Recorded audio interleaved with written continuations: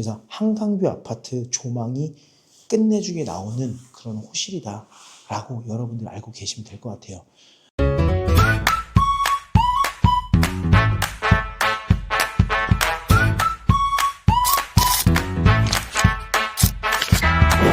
네, 안녕하세요. 반갑습니다. 경멸연소 조코치입니다. 최근에 눈이 내려서 바닥에 눈이 좀 쌓여 있는데요. 날씨가 아주 생각보다 춥진 않아서 많이 녹았습니다. 여러분들이 입찰하려고 준비를 했는데 이 전날에 눈이 많이 내려서 길도 미끄러운데 내가 갈까 말까 고민해 보신 분들 많이 계시죠? 그럴 때는 항상 가셔야 됩니다. 왜?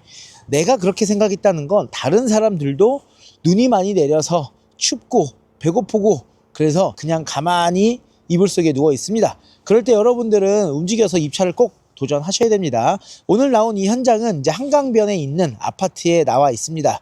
요즘 서울에 있는 아파트 낙찰가율이 거의 시세와 같은데요. 이렇게 같은 이유는 실거주를 하려는 분들과 바로 임차를 주고 이제 투자 목적으로 보유하려는 분들이 계시는데요. 그러다 보니까 낙찰가율이 높아지는 것은 어쩔 수 없는 것 같습니다. 그렇지만 여기서 우리가 조금이라도 저렴하게 낙찰받을 수 있는 그 포인트를 잡고서 입찰을 하셔야 그래도 남들보다는 조금 저렴하게 낙찰받을 수 있지 않을까요? 지금 여기 나온 이곳은 최근에 낙찰이 한번 됐던 아파트 경매 물건입니다. 그럼 이 아파트를 제가 왜 보러 왔는지 사건 번호부터 말씀드리면서 설명드리도록 하겠습니다. 해당 경매 물건 사건 번호는 2025 타경 51104번입니다. 서울시 강동구 암사동 한솔 솔파크 더 리버라는 아파트고요. 103동 16층 2호가 나왔습니다. 현재 신건에 진행 중인데요. 12억 7천만 원에 진행 중입니다. 대지권은 14평이고요. 건물 면적은 84제곱 25평입니다. 밑으로 보면 2025년 11월 17일에 한번 낙찰이 됐습니다. 입찰 인원은 7명. 최종 낙찰가는 16억에 낙찰이 됐습니다. 제가 이 경매 물건을 관심 물건에 넣어 놨었는데요. 관심 물건에 넣어 놨던 이유 중에 하나가 이 아파트 호실이 5베이 한강뷰이기 때문에 한강을 바라보고 아침을 맞이할 수 있어요. 그리고 16층이면 뷰가 얼마나 좋겠습니까? 그렇죠? 이 입찰하려는 초보 입장에서는 너무 좋은 물건 같다. 이거는 무조건 내가 낙찰 받아야겠다. 또 이런 생각을 갖는 경우가 있어요. 흔히 말해서 경매 물건과 사랑에 빠진다는 표현을 하는데요. 절대 그러면 안 됩니다. 그러면 낙찰가가 갑자기 예상했던 것보다 훨씬 높아지기 때문에 시세를 망각하고 입찰을 하게 된다는 거예요.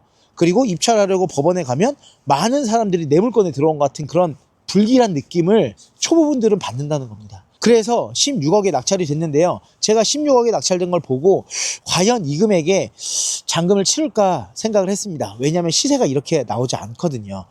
그렇기 때문에 고가 입찰이구나 생각을 했습니다.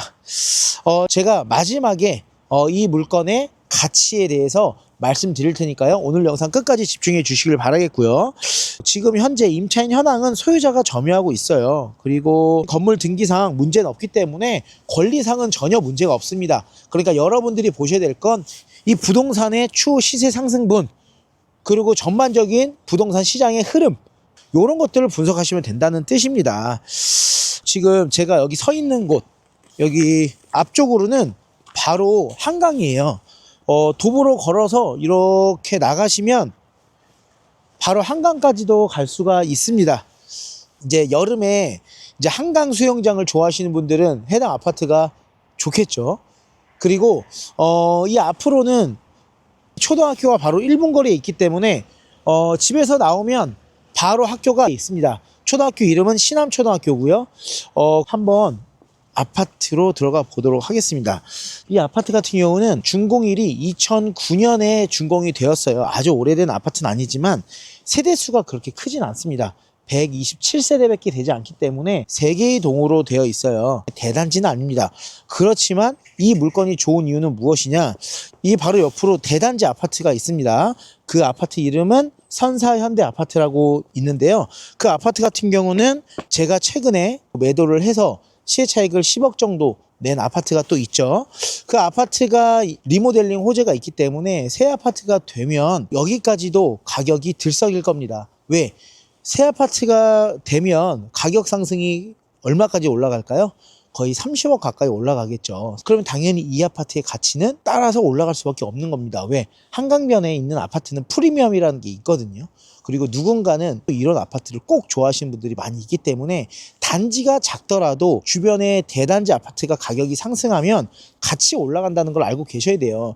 그러니까 여러분들이 투자금이 여유가 되시는 분들은 대단지로 가서 좋은 아파트 사시면 되겠지만, 내가 지금 가지고 있는 금액 자체가 조금 애매하고 대단지로 갈 수 없는 상황이라면 요런 아파트가 좋다라는 거예요. 지금 이 아파트가 2009년에 준공된 아파트인데 감정가가 12억 7천만 원입니다.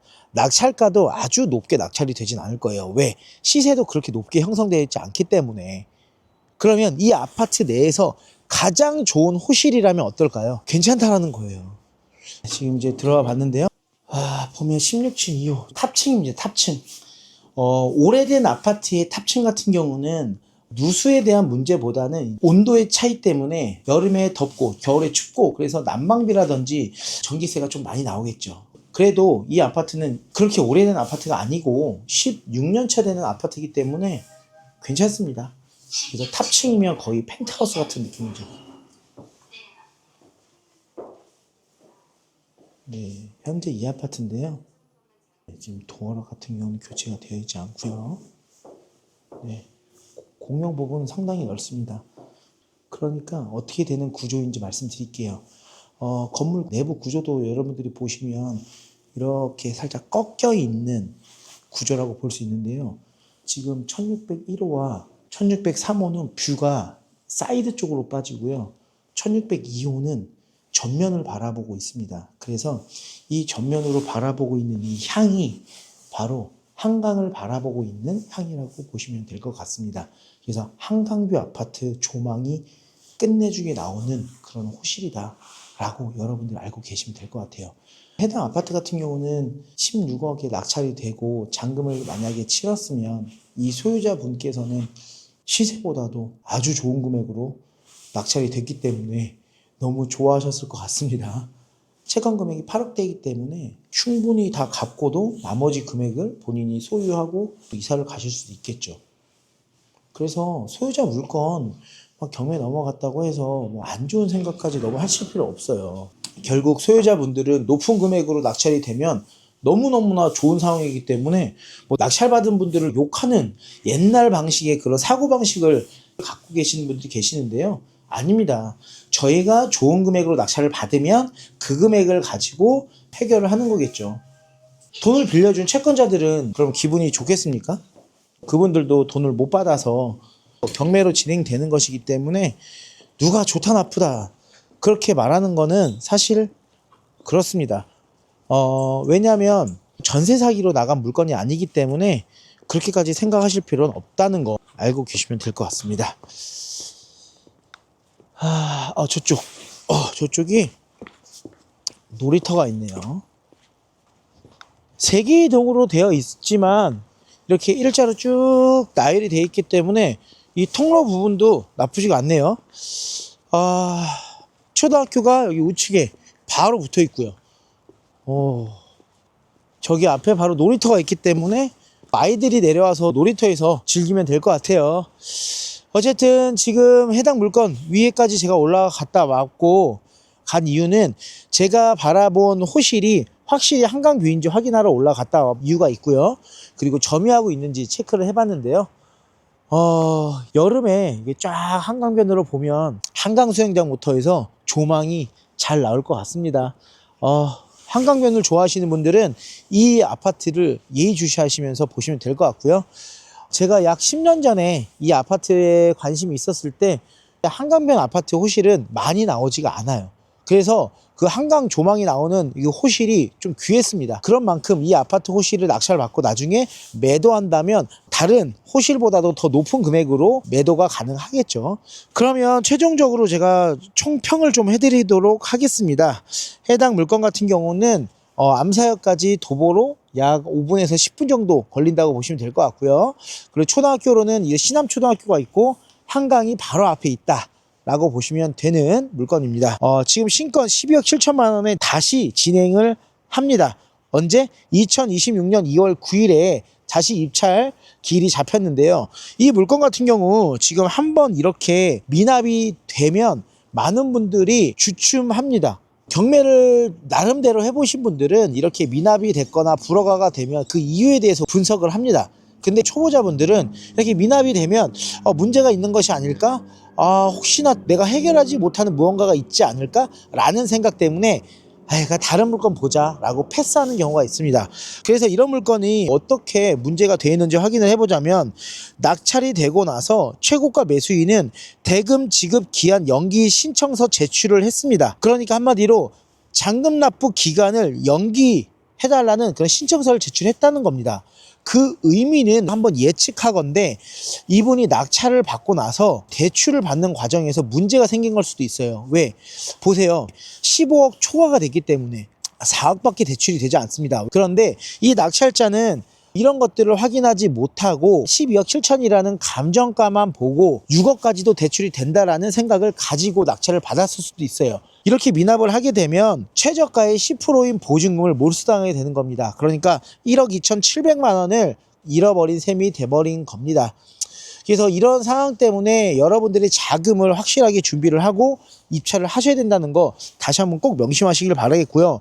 두 번째 포인트는 뭐냐면, 지금 이 물건은 미납을 했기 때문에 이 다음 회차 진행할 때는 보증금이 몇 프로가 필요할까요? 20%가 필요합니다. 20%. 그러면 1억 2,700만 원이 아니라 2억 5,400만 원이라는 현금, 그러니까 수표 한 장이 필요해요.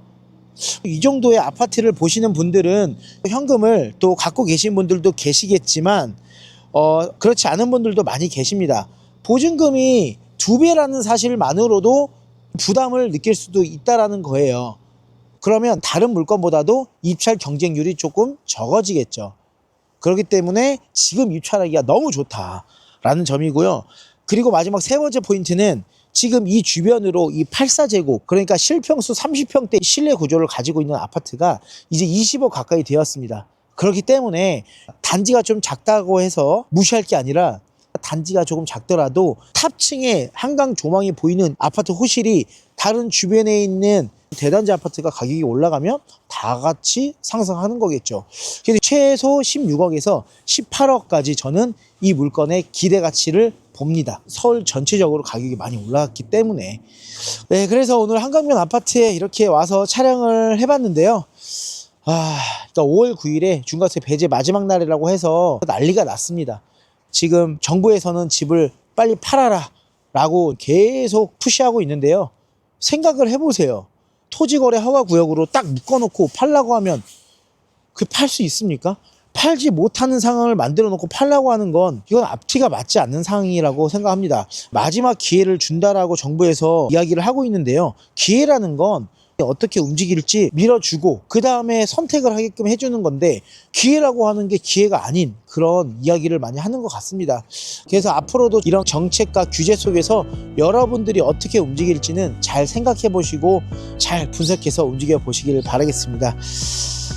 여러분들 춥다고 움츠러들지 마시고 현장 다니시면서 돈 되는 물건 입찰 준비 잘 해보시길 바라겠습니다. 오늘 영상은 이것으로 마무리하도록 하겠습니다. 여러분들 임장하실 때 운전 조심하시길 바라겠고요. 다음에 다른 현장에서 뵙도록 하겠습니다. 감사합니다.